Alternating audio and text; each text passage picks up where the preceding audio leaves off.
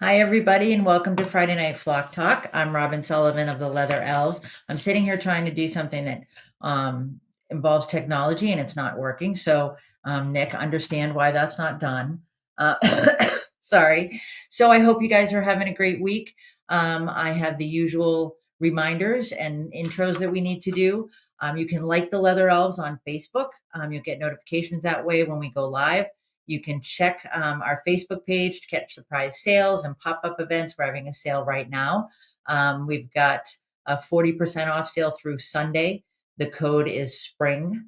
And you can follow the Leather Elves on Instagram, and you can subscribe to our YouTube channel. So a lot going on.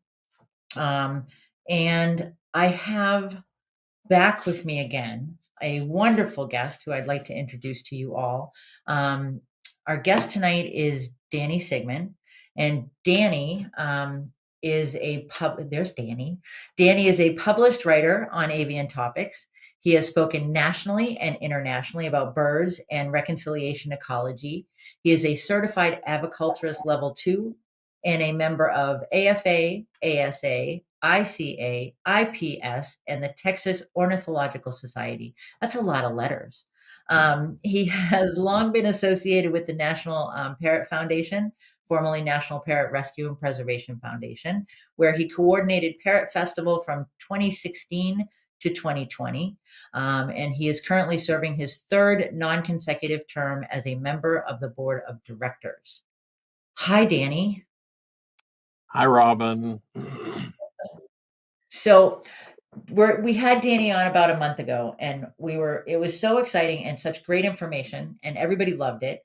And so tonight we're going to talk about birds are dinosaurs. I so want to Absolutely. have I want to have like a glass of water and have it just kind of start to do this. I couldn't pull it together quickly enough. I thought about it when we went to go live, and I was like, "Oh, I can't make that happen." So instead, I have my my tumbler. So we've got, there we go. I love So it. so so Danny, I'm going to ask the question again. How do you get to be the dinosaur bird guy? How does that happen? I think it starts with willingness to be a nerd and curiosity. Um, you know, I um, I went actually Parrot Festival, which is I can't say enough about Parrot Festival. Kind of got me started on this because I met somebody there, had a conversation with a person there that got me curious about that bird back there, the Carolina parakeet and the Quaker parrot, and how all those things were related. And then Jamie Whitaker, who at the time was president of AFA, not of yeah, of AFA, American Federation of Aviculture, said, "Hey, you should write a paper and give a talk about it." And I thought that was crazy. But anyway, I ended up teaming up with a friend of mine who is a biologist, and ended up writing a huge research paper about it and giving my first talk at AFA. And you know, here we are today. So thanks to AFA. It's And actually, when I was introduced at AFA, it was so funny. They introduced me as Dr. Daniel Sigmon, and I said, "Oh my gosh, I'm not a doctor." But when people ask now, "Oh, where'd you get your degree? Where'd you get your doctorate?" I say AFA. So there you yeah, go. I'm not a doctor, but I do play one on TV. yes, It's, I'm so glad you had that conversation because it's just we all, we kind of joke around. Well, that we're like, "Oh yeah, it's like living with a dinosaur." And we've seen all the memes, but they really are. I think that's what we're finding out. yeah. And I think for me, what I want, what I love about this is that when I was a kid, back when Moses was walking around. When I was a kid, one of the saddest things for me when I was reading my weekly reader in elementary school or whatever was that the dinosaurs were extinct. And it's like I always wanted to see a dinosaur. Gosh, it's so sad that they're extinct. And then, because with science we learn things, It's like they're not. They're here. They're still here.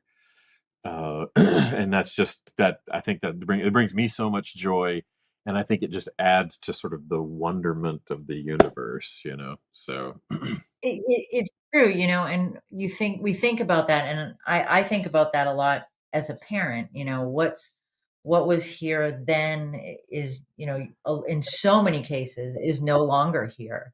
But this is something that we can carry through, that we can see that, and, the science is there, all of it is there. So let's I want to jump into that comparison. I want to talk about all the different ways that we can make that connection. So, all right, let's talk about their skeletal build. Like, what are we talking about? How does that work to go from one to the other?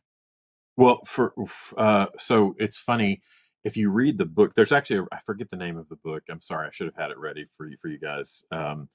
That it's you talk about a dry science book, but it is about. It's called How Birds Became Dinosaurs. That's the title of the book. Mhm. But it's not about the genetic transformation or all that kind of stuff. It's about how in science birds became dinosaurs. uh it's really, and it's like this thick. So I mean it's pretty dry, but it starts there. And as a matter of fact, in the 1800s actually was the first time that somebody put out there, oh wait, this is like a bird. Birds are the ancestors of dinosaurs. And that became that lost favor. I don't know why, but there are all kinds of reasons that science is a discourse, and sometimes things come into favor and fall out of favor, and it really doesn't necessarily have to do with the their personalities involved, right? So Yeah, and one of the arguments, so it started with the, well, didn't start with, but one of the first, or one of the early things was talking about the morphology of the feet. uh, mhm, and the argument for a long time was, no, it depended on which digits of the three for theropod dinosaurs.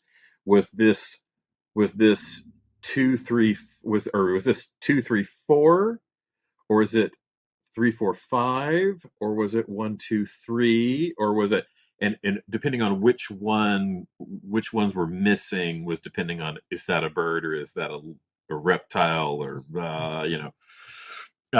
so it started there. But I think for the interesting things for today that I think is fascinating, is the bones, the mhm. construction of the bones, and they're hollow, just like bird bones.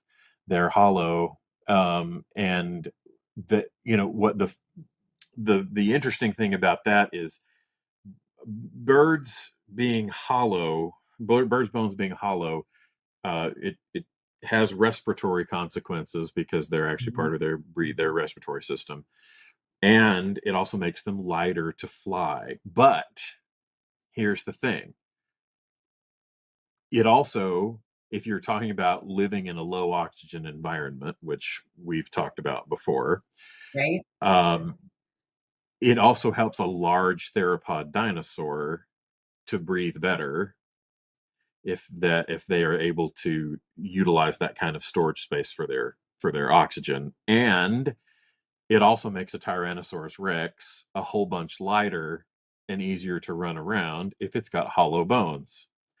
So Wow. it's a no pun intended, it's a chicken or the egg thing. Like, are bones hollow so that birds can fly, or can birds fly because their bones were already hollow, right?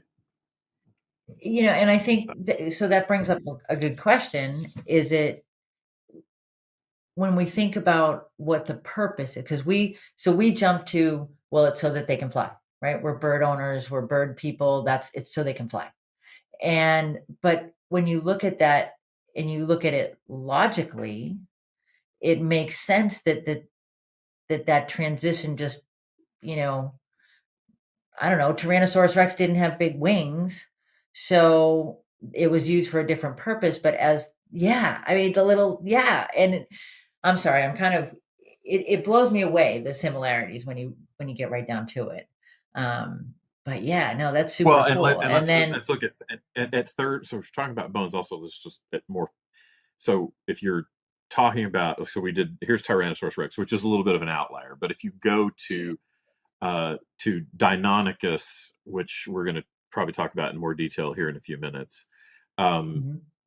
so when you go with a wing, uh, the structure of a bird wing, there are lots of different. That's another show. Would be different wing strategies because there are so many different kinds of Oh, wings. But for birds, see if I can get this on camera. Let's see, I'm mirrored here. So on birds, this is their arm, and their wing bone folds here, and then this our hand apparatus here, these uh, form the wing grows out of here. So when a bird puts its wing away, it's doing it mhm. like that. So that's how that becomes a wing. Now bats also do it differently. So a bird flies. Okay, boy, I should have done this on camera. Okay, there we go. Birds fly this way. Okay, birds fly that way. Bats fly.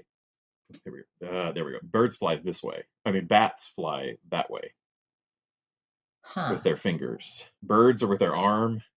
Bats are right? with their fingers. So, yeah. Interesting. Anyway. So, well, I have to interrupt you because your fellow Texan, Janice, says that T-Rex can't pick up the check. But Yeah. boom. Exactly. You know? Which, by the way, Um, you can you can put that picture up, Nick, if you want to, which proves our point here. There, nope, not Deinonychus. The the birds wing. are dinosaurs. There we go. There we Yes, go. see, perfect It's cousins true. of each other, right? So, And it's funny because we do joke so much about I mean, everybody does. You joke about their, "Oh, they're just little mini dinosaurs," blah, blah, but this just kinda makes it all hits home. Um, so, alright, so we're talking the bones are hollow, the way, the hands and the wrists have there's another very good yeah, example. yes, Um, I think there's one more, isn't there? yes. Yeah, Oh, there we yes, go. there we go. Yes, and A that and one is more real than all of them. It's true, and everybody's like, "Oh, it's just a budgie." No, that's Mm. there were little bitty dinosaurs that were like that too, so you kinda have to give them credit. Um, so, all the skeletal structural things, there's that comparison, that similarity. Feathers, so are we talking scales? Are we talking feathers? Where do we go with this, Danny? Yeah, for a long time, people, thought that feathers were a bird thing, right? But um, because dinosaurs were reptiles, and reptiles are they're ectotherms, so they're cold blooded, so they're slow and sluggish, and they're like they're crocodiles, right? Um, but and if you there's a big being an ectotherm, being cold blooded gives you some advantages. It doesn't take very many Mhm, calories to be alive if you're cold blooded.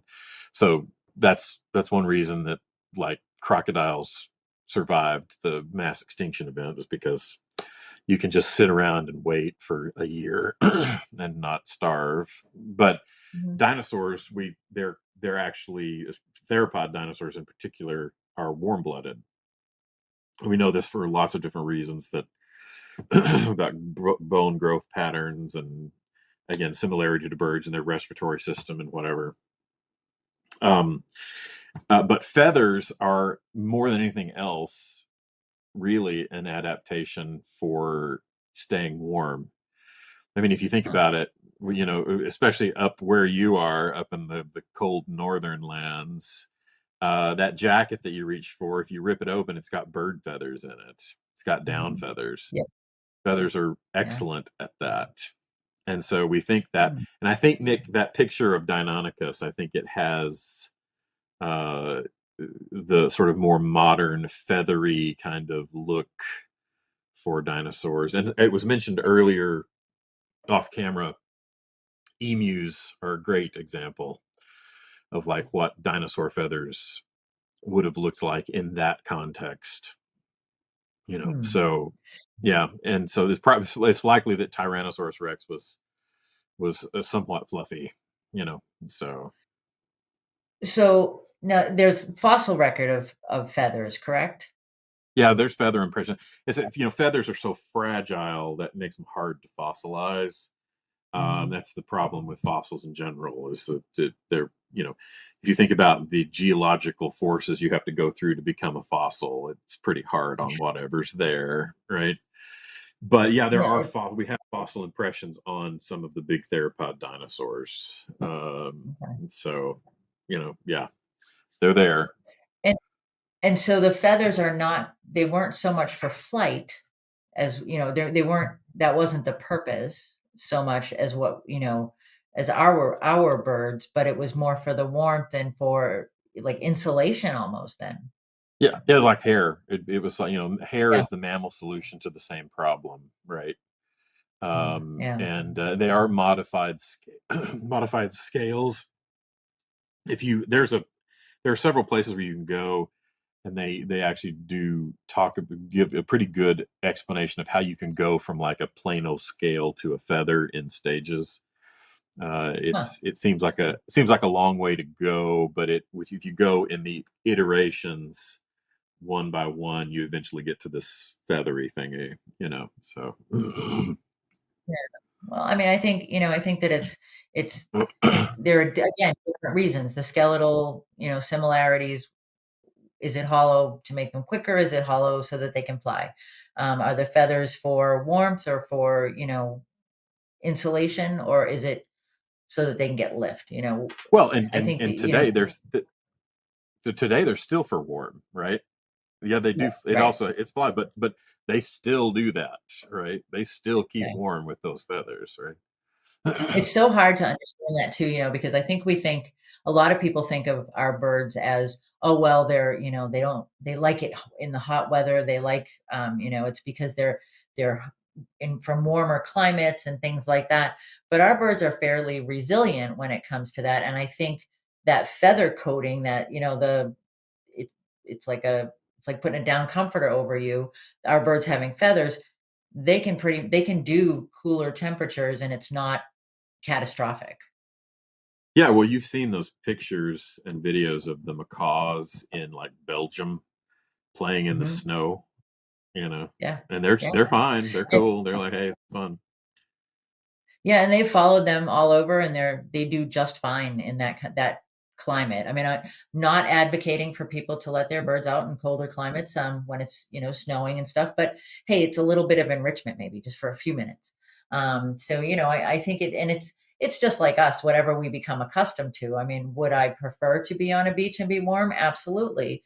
But, I've become accustomed to living here, and as you are accustomed to living where it's warm until we start having the conversation about climate change, and then that's a whole nother night's talk.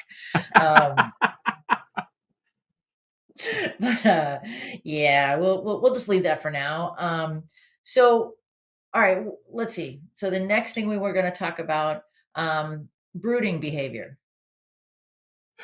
Yeah, so So that's an easy one. Like you in the what is it the Hell Creek formation up mhm, in Utah, I think it is. Or is it Utah or Idaho or Wyoming? I can't remember. I'm the worst expert guest. I'm sorry, uh, but they have like um, you know fossilized like nests mhm, with eggs in the nests, and also like with younglings and mother dinosaurs. Matter of fact, one of the dinosaurs named after, actually, if you take the Latin out, it means good mother lizard or something like that.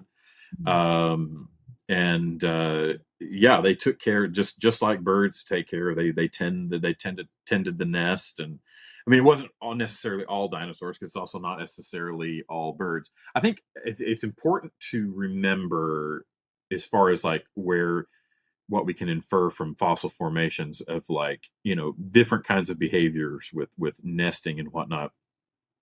That the connection for our folks here is that we today we have birds and we have crocodiles. Mhm. Okay, crocodiles they also are relatively good with their babies once they're born, but they don't they don't sit on the nest, right? They use like composting and stuff to keep the eggs where they are. But the thing is, they're like, oh look, these are here and these are here, and they're totally different. They're way far apart. But the thing is, here in the middle were the non-avian dinosaurs, Right. and they're all gone. So if they were there, there's this kind of continuous family tree that kind of makes a big swath, but that middle is all gone now.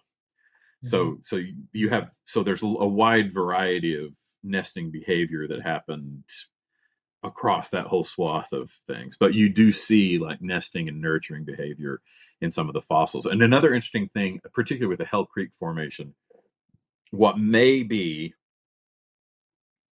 what could have happened, one possible thing there, and one reason we see these when we do see these fossils with these sort of tableaus of like life in the moment kind of things, is it very well may be that those moments happened at the from the impact at Chicxulub, that like the world literally did end in a flash, Mhm.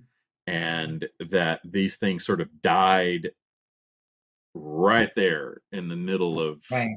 because one thing that's important to remember, yes, some things would have been covered up by ash, some things would have suffocated from the particles in the air, whatever, but also there was a what they call a an an infrared not infrared yeah an infrared blast. In other words, a heat wave that would have made the whole atmosphere around the Earth, like 500 degrees Fahrenheit for like a day.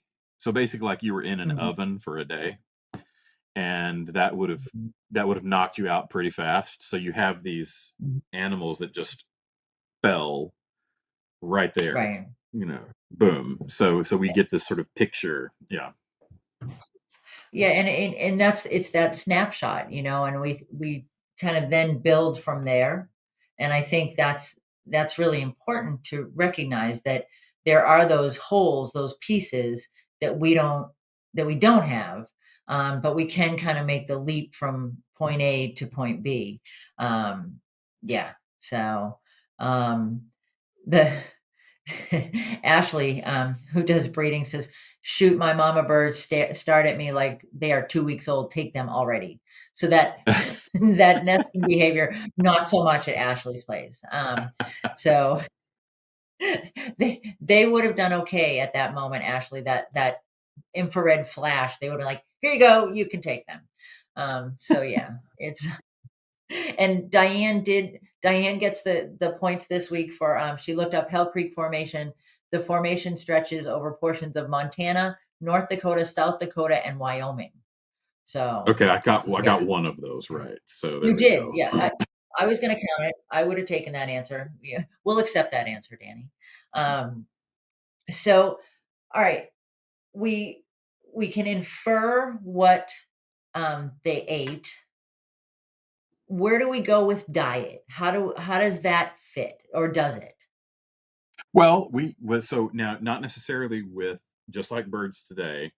Not every bird does this, but they found dinosaurs with gizzard stones, right? Uh, So just like yeah. chickens, uh, Uh-huh. uh, and we're talking about um, all of the non-avian dinosaurs, not just Tyrannosaurus Rex. What's amazing is that Tyrannosaurus Rex is in the direct line to our birds, right? It is that specific line, the theropod dinosaurs, that leads Mhm. to birds, which is awesome. I mean, like that's just fantastic. But all of the non-avian dinosaurs fit into this category. They all had the same kind of respiratory system, and they all um, had the bone structures and these kind of things, but not all of them used gizzard stones.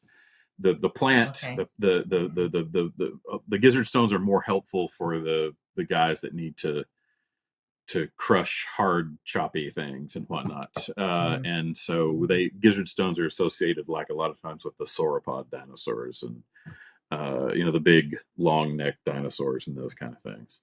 Slow Okay. digestion, swallowing stones and things. But that's interesting. I mean, because well, and we've evolved in our care of birds, in that it was always you had to do this. There was always you had to give them grit, and you had to have paper on the bottom that had grit on it. And we've come so far since then. But I mean, I think it's important to look at it's a behavior that we've seen in our dinosaurs, our birds, and in Yeah. avian avian and non-avian dinosaurs. Um, so okay, we've got some similar nesting behavior. We've got the feathers, we've got the skeletal structure, the respiratory system. I mean, I want if people didn't hear the last time you were on, Danny, I would love for them to go back and listen because it was I don't know if anybody saw it, but this giant light bulb came on over my head because for years I've been telling people about olfactory enrichment. And I'm like, but they have different receptors and blah blah blah. And I talk about you don't want to do this because it will overwhelm their respiratory systems, and their respiratory systems are very different from ours. And I've been saying that for years. And I knew, okay, I got it. But when you explained it, it was like, oh, okay, this works. So thank you. So if anybody didn't hear the last time Danny was on and we chatted, please go back and listen. So when we talk about dinosaurs, avian dinosaurs, non-avian dinosaurs, and our birds. Respiratory wise, what are we looking at? So I think it's slide 70 or 72, Nick, from that presentation last time. It's probably the best one to look at. Yes, yeah, there it is. And this is taken from so credit is due where credit is due. Paul S. Gregory's book, Dinosaurs of the Air. Um, but you see, this is a Saurischian dinosaur that is sort of standing up, and you can see these sort of rough locations that have been sort of these are sort of like averages where you would have lungs and abdominal air sac placement and cervical air sac placement, just like you would have in a bird. And they can tell, they're all different kinds of little tells in the bones where things are attached and whatnot, and how things move and whatnot. In particular, there's the keel bone, which also moves up and down to help birds breathe. If you ever watch your birds breathe, um, it's fascinating because it really does move like a hinge. I always see it when my bird takes a shower, because you can really start to Yeah. see everything, and they're breathing, and it really is like a hinge that just does this, moves just like that.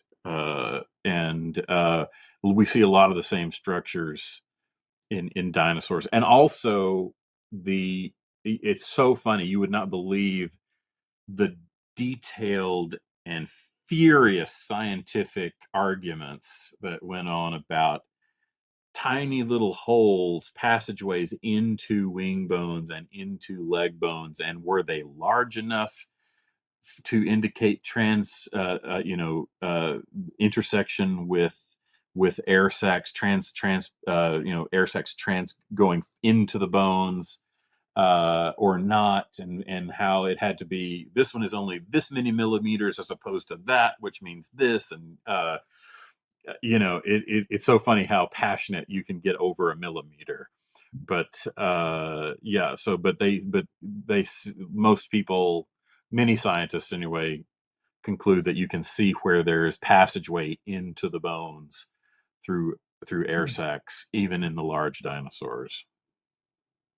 Interesting. Which again, goes back to our discussion about low oxygen. It Hmm. worked for them, and you know, And so, excuse me. so if they didn't see that, and I get, and getting at that, it's like, well, our birds don't have low oxygen when they live in our house. It's true, they don't. But a goose flying at 30,000 feet over the top of Mount Everest is Mhm, dealing with only with basically a relative oxygen concentration that's more similar to the Triassic period, which was about 12%. And if you've ever been on top of Pikes Peak, which is mhm, about 14,000 feet, and is like about 16% relative oxygen. Look, for me, I have never been sicker in my life than I was up on top of Pikes Peak. I just couldn't breathe. I just felt miserable. And if you have ever had altitude sickness, it's mhm. awful. But that's what they were Yeah. dealing with. And so birds respiratory system, because of the way it works. And again, you can go see the other show, so I won't go into all Nick the put the link in details. for us, so yeah, he put the link in Okay, the comment. okay, you can go So see it yeah, there, and I talk all about it. But it allows them to extract oxygen much more efficiently than we do, and so they would not be. A bird would have no problem on Pikes Peak. So yeah, and I think it's and I'm sorry, and so in the tri so and obviously when I've said the Triassic, so we're moving back in time now to like the dinosaurs, right? So yeah, we know what the oxygen levels were in the Triassic, and we know dinosaurs began around that time, and they went all the way, and it still wasn't great even in like the Jurassic, which is in the middle of the time where when all the tyrannosaurs and stuff were. It really wasn't great. It was like 16, 17% maybe, was just a little bit better, but not awesome. Again, it's Pikes Peak, right, so they had to deal with that. So we know that was the world that they lived in. So right. And it's interesting to me the way that the similarities are there, the definite, you can see the ties, you can make the argument, if you will, for how they are ancestors. But the way they use these adaptations differently, if you will, whether it's for, like back to the bones, why are they hollow? Is it, and they use it for different reasons, but it's still the same. That structure right, is still the same. Um, so the we've talked a little bit. You mentioned the Jurassic era and the Jurassic time. So we all got our dose of dinos from Jurassic Park. And when we were before we went live, I was saying to Danny and Nick, worst training session ever in Jurassic Park with Chris. No, can't remember his Chris name. Pratt. Um, that's it, Chris Pratt. Because the bird training community was completely up in arms that with his, clicker mad clicking away and how and I kind of wanted to go, people, they're dinosaurs. He's training dinosaurs, so it doesn't matter, He's either going to get eaten or he's going to get the behavior he's looking for. I'm not sure what's going to happen. But let's talk about what we see with bird dinosaurs and so everybody kind of goes velociraptor. Oh, raptors are birds. So yeah, that's it. We're not right, are we, Right, Dan? right. So we see in Jurassic Park. So there is Jurassic Park is connected to this whole debate because the big bad or the big awesome, depending on how you look at it. At least in the first movie, they became, as is always the case, the bad guy becomes the hero at some point. Darth Vader eventually Mhm. was redeemed. I mean, the Ferengi in Star Trek eventually become allies. The Klingons eventually are on the same team. Um, but so in the first movie, the real scary dinosaur, one chasing everybody around, was Velociraptor. Mhm. Um, but the problem is Velociraptor was maybe a little bit bigger than a chicken. Um, super smart, Not so scary. super not so scary, super awesome, but not so scary. Um, but the if you want to put the picture up now, you can, Nick, of Deinonychus, our Deinonychus. The animal that really was in Jurassic Park was this guy, which is Deinonychus, and Deinonychus is about 5 feet tall. It's in the raptor family, and there was some at the time that Michael Crichton wrote his book. There was some argument as to whether Velociraptor was like the baby version of a grown-up Deinonychus. And so that was just a full-size Velociraptor and a baby Velociraptor. And then they realized, no, this is a full-grown animal. That's Velociraptor, but this big thing is something else, and it's Deinonychus. But the when Michael Crichton wrote his book, that was not settled science, and so that made it into his book. But when they went to make the movie, Velociraptor sounds way scarier than Deinonychus. So they went Yeah, it ahead and does. sort of so they went ahead and went the book route rather than the settled science route with the animal. But what's interesting though, I think, about where this all plays out is that not only do we learn about Velociraptor and Deinonychus in Jurassic Park, um, where and you know we get the Velociraptor, we get the raptor connection, right, to our what we our modern bird raptors, but the Deinonychus itself was the species that reignited the idea that birds and dinosaurs are not cousins, but that they're the same thing. That birds are actually just the dinosaurs that made it through. And it was in the 60s, I think, when Deinonychus, when this argument really started to catch on again. Mhm. And then through, but I think it was also um, what had to popular vision of dinosaurs before this time was that they were big, they were basically big reptiles, they were slow, and they drug their tails on the ground, and they were like the reptiles, and they were primitive. And birds Mhm. are not primitive, they're modern animals, they're Yeah. advanced, highly advanced, right? And so dinosaurs couldn't be connected with birds. They had to be more like crocodiles, low to the ground and whatever. And I was like, if you think crocodiles are primitive, you haven't seen a crocodile. Right? They're See the cold blooded, wheels but they're turn. not. Yeah, exactly. Um, so, but anyway, the finally got the ball rolling until now. Like I said, scientific consensus is basically, as a matter of fact, now everyone says when they talk about dinosaurs, like on all the Science Channel programs and all that stuff you see on TV, they these days they always say non-avian dinosaurs. Mhm. And I think in some ways this is a transitional phase because avian dinosaurs meaning birds and non-avian dinosaurs meaning not birds. Maybe one day we'll just say dinosaurs instead of Right. birds. Like, oh yeah, I have a dinosaur at home. Uh, so So, I anyway, mean, well, that is a question then. So, non-avian dinosaurs versus avian dinosaurs. What's an avian dinosaur? Just the birds in our homes? yeah, there's the birds. They're birds. Yeah, and Yeah. they are, and they're from the past too. Like birds in the fossil record show up, I think, in the Jurassic period at some point, and people talk and they were parallel with, like, they co-evolved.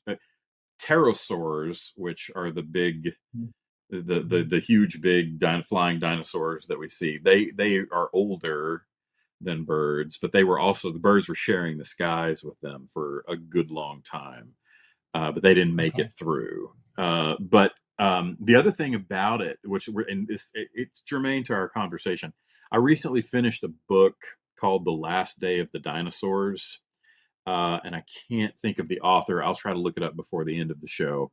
Um, and they talk about like why did birds get through? What was it about birds that got through? And one of the interesting things about it, uh, Riley Black is the author's name. The Last Day of the Dinosaurs. Riley Black. It's a very good book. It's another one of these page turners. It's a really easy book to read. Uh, but they argue that so what birds, early birds like an Archaeopteryx have teeth. Mhm. Yeah. Like Deinonychus has teeth. And why do birds all have beaks and no teeth? And there's two things about that might have made that work. One, beaks are they are less intensive to grow. Like when you're developing in the egg, it takes a lot more work to build a jaw and teeth than it does to build a beak. It's more efficient use of material. There's just not as much there. You don't have to put as much into it. So in the egg, you're able to grow faster and hatch sooner if you're not having to Okay. fool with all the teeth stuff. Um, the other thing is that when the world was blown apart, when everything was a mess and nothing was alive, or very little was alive, after a certain time, some of the only food that would have been able to be eaten were things like seeds and nuts and stuff that were buried in the ground, and Mhm. beaks would have let them get to that stuff, whereas it would have been a lot harder with a face with lips and teeth and stuff. The beak could get into the ground further and dig for that stuff, and that may have very well been the thing that got them through. Because Yeah, I mean, it's and if not you about look being at perfect, it's about just getting through. right, I mean, and you can look at that almost from a Darwinian perspective too, with the evolution, of the finches and the beaks. Jason Crean and I did a workshop one time where we had boxes and we had people using tweezers and using spoons and using different things to try to pick up a certain seed or a certain, piece of food. And it was the ones that had the specialized beaks or the specialized, tool that survived. They're the ones that kind of won the game. And that's, it's very similar that if you have the only tool there is to get the food, you get to stay around. You don't get voted off the island. Right, right. Yeah. And that may have been the thing that got them through. It was Mhm. not fun for anybody. Like nobody was having a good time, but it was about surviving, right? So So that doesn't have anything to do with um, carnivorous versus omnivorous then. Or well, it kinda I mean, does if you it. Well, yeah, because like if you are total, like if you're specialized for ripping, and if you got teeth for ripping and shearing and whatnot, you're kind of built. It's harder for you to go after plants, right? uh right. Whereas the beak is a little bit more of a multi-purpose. It sounds counterintuitive, right? Because you don't get to chew with a beak necessarily, not very well. You don't get to like rip things apart as well. You do have, like with eagles, you have that sort of ripping point and Mhm. and whatnot, but the beak actually ends up being easier for you to go either direction. And as a Right, matter I of think fact, anybody that go ahead. I was just gonna say, I think anybody who's ever owned a macaw can attest to that fact that the ripping piece, does happen, and anyone that's ever had a kayik, this part of your hand, there is that pulling and tearing thing, so you're right, Danny, it can go both ways. It can, and if you yeah, yes, it can. It can go both ways. It's and it may be, when you've got a multi-tool, Mhm. you can solve more problems than if you've got a single use tool. So and even today, like we think of a lot of birds as herbivores, but what we're finding out is not. They may mostly eat plant material, but they actually do get protein sometimes. Yeah. A lot of times through like worms in the apple Mhm. or whatnot. Like they don't not eat the worm. Right. They will that like so they're finding out that most of the like animals that we classify as herbivores actually get more protein type diets than we think. Yeah. So Yeah. yeah, And and I think too, a lot of times people shy away from, mealworms and things like that with their parrots and with their birds. It's great. I mean, I think it's a great sort. It's a great enrichment, first of all. But it's not completely unheard of. It's not something that you go, oh no, no, no, they shouldn't have that. And that kind of goes along with this progression and this ancestry that we're talking about, and we could have so another night's conversation is the whole vegan thing, but we're not going to have that tonight. right. I tried. I would definitely recommend at least what mine was is going with the dried ones first because I start with my parrotlet. I started with live baby mealworms, and I remember I could see on her face it was like, oh my god, that's moving. It's not supposed to move. Why is it moving? Right? What are you doing? Why are you subjecting me to this? Yeah. And Ashley says, "Throw a bunch of crickets in the budgie cage and watch the show." Yeah, Oh yeah. yeah, sure. And Michelle and I have had this conversation before. She said, "I told you, I tried." He said no and freaked out. Shadow will not admit that he is a bird. So, yeah, and I'm not saying you have to force him. And she says from Shadow, it was a hard no. But yeah, and I think that's, it's something to consider. And when we talk about them as dinosaurs, we kind of got to look at the whole picture. Um, so, um, so Danny, what do we as dinosaur owners, what do we do with this information? How does this help us be better dinosaur owners or Well, companions? so I think it goes a little bit to what we said maybe last time. A little bit. I think first is that I think it helps us appreciate how how totally not like us that this animal is. This is an animal that is connected to something so removed from us Mhm. that it helps us take better care of them to not just assume that they're like us, right? That oh, I like this, so it's gonna like that. No, this animal comes from a lineage that is far older. Well, that's debatable. We won't get into that. That's a whole other topic. We won't go there. That's Danny yeah. and I That's will be having but this ongoing Danny and I are gonna have a show from now on because we have all these yes. topics that we need to cover. So, but maybe not far older, but very far diverged. Our last common ancestor was way back there, and so I think that helps us because I think birds and people. I hear this. I hear from the haters all the time about like birds are not good pets. Birds are not pets. Birds make bad. It's like it's terrible for the bird. And I tell you, I will put just for one little soapbox here. I One thing that drives me crazy, makes me just go, ugh, is people that are like, no, no, they have to be in nature. Nature is so wonderful. And like, have you actually spent time watching nature?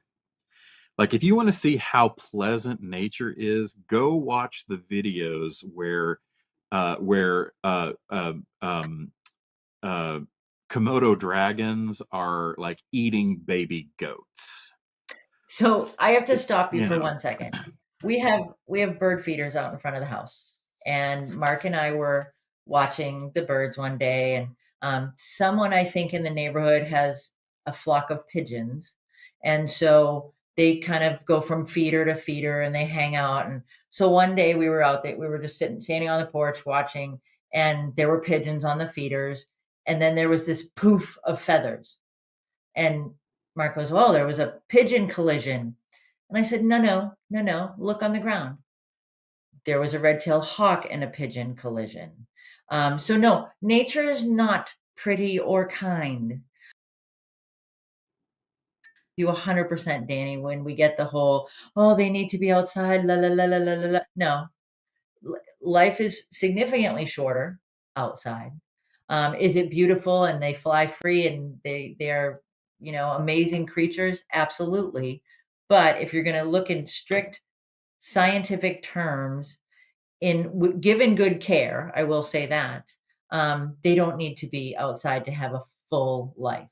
Okay, so no, no, they don't. And yeah, so and they can, but I think it can be difficult for them to thrive if you assume that you have a monkey with feathers in your house. They are not. They're not mammals. They have a totally different set of norms, a totally different kind of of metabolism and breathing and growing and eating and digesting. It's all different. And if Mhm, we can learn to understand and accept those differences, then we can find common ways to be to be with them in ways that they can thrive and we can thrive and we can have like a wonderful coexistence. I mean, I spend, this is for all those people out there where this goes in the be careful when you buy a bird because they're high maintenance. To this day, I spend no less, and I would have not thought this is possible in the past. I spend no less than 3 hours a day with my macaw, minimum. mhm. And is sometimes it feels a little bit burdensome, but that is the contract of our existence together. And he is happy, and he is healthy, and he is not neurotic. Does he have a perfect life? No, but neither do I. Right. But what we have together is he is very well taken care of. He is very curious. He is very interactive, but it takes that time.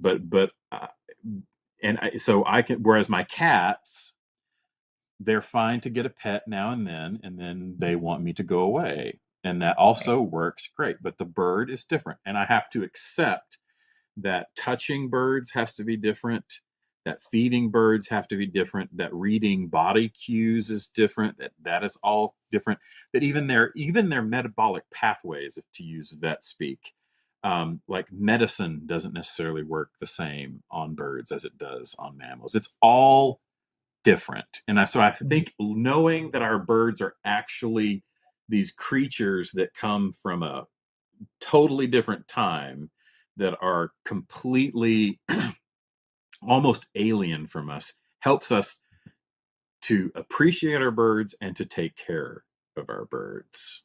Sorry, that's a long answer to that question. No, I love it, and as you were talking, I was thinking about we were talking about crocodiles, and we wouldn't ever, well, I hope we wouldn't ever expect to be able to go in and snuggle with a crocodile and be able to pat it and have it sit on the couch while we watch television, because it's a crocodile. But we sometimes expect those kind of things from our birds because we're used to domesticated pets like dogs, mammals. And so we have these expectations, and then we anthropomorphize and we want them to be just like us, but we probably would never do that with a crocodile. And I think that's my takeaway, is that our birds are dinosaurs, and we need to remember that. And we are nothing like dinosaurs. The And they're intelligence nothing in like them. us. Exactly, and it doesn't make them any less intelligent. It doesn't make them any less, sentient. It doesn't make them any, it doesn't they're not a lesser species, they're just different. And I think Right. that's the most important thing. When we were talking about Dionicus, we were talking about they were very smart, they were very intelligent, from what we know, what we've pieced together. And I think that's something that, we need to remember about the birds. They're very intelligent. They have emotions. I don't think we know what those emotions are, but they have them. And we just need to keep those things in mind when we're caring for them. Yeah, but I think you're onto something there with they do have emotions. Mhm. They're probably not human emotions, but that doesn't make them less emotions, Right. right? Right. They're, and I think it's understanding of being able to appreciate the difference allows you to find a place of cooperation and of thriving. If you can understand that we can interact together, but we have to use your rules. We have to use your way of doing things. And Right. then I think you get into wonderful, beautiful, and I'm going to say it and I'm going to get burned to the ground for it, but relationship. I think there No, is a relationship there. there It's is. not a I mean, human relationship. no, but it is a relation. Absolutely, 100%. It's a relationship, and I'm going to end it right there because I think you have taken. No, I really appreciate how you kind of pulled it all together. And I want to say thank you again, Danny. I love having you on. The Our viewers love what you've got to say and the information. So thank you again. And hopefully we can do this again sometime soon. I would So love to. you take care, and go. Do we? I hope we didn't cut into the 3 hours with your macaw today. His 3 hours Okay. moves. It starts when I get Yeah. there. So All right. Well, thank you so much, and we will see you soon. And I just want to let you guys know, we've still got the Rockstar Rescue Tour going on. We are collecting. We've got. I want a big shout out to Bonka Bird Toys King's Cages. They have created a rescue box. You can go to. I have it written. I will put it in the chat. The link, it's bonkabirdbox.com /collection or /collections /rescue box. And they are also a supporter of the tour. Aronico, Planet Pleasures, they are a supporter of the tour, and A&E Cage Company. If you'd like to donate, you can donate to the tour itself. Um, it's going to cost a lot of gas money to go from Maine to Florida. So if you want to help out that way, you can. If not, any of the rescues on the screen, and we've added another one. We've added companion parrots rehomed. You can go on the leatherelves.ecwid.com and purchase a box for them, and we will bring it to them on the tour. So that's still going. It's we're leaving July 9th. We're going to do donations. We had said May 17th. I think we may push that out to June. But I'll keep you guys posted about that. But I want to thank everybody that has already donated. We really, really appreciate your support, and these rescues will really benefit from that. So everyone, have a great week, and I will see you next week. My guest will be James Weeks from Straw Hat Parrots. We're going to talk about rescue. So everyone take care. Have a wonderful week. Thanks, Danny.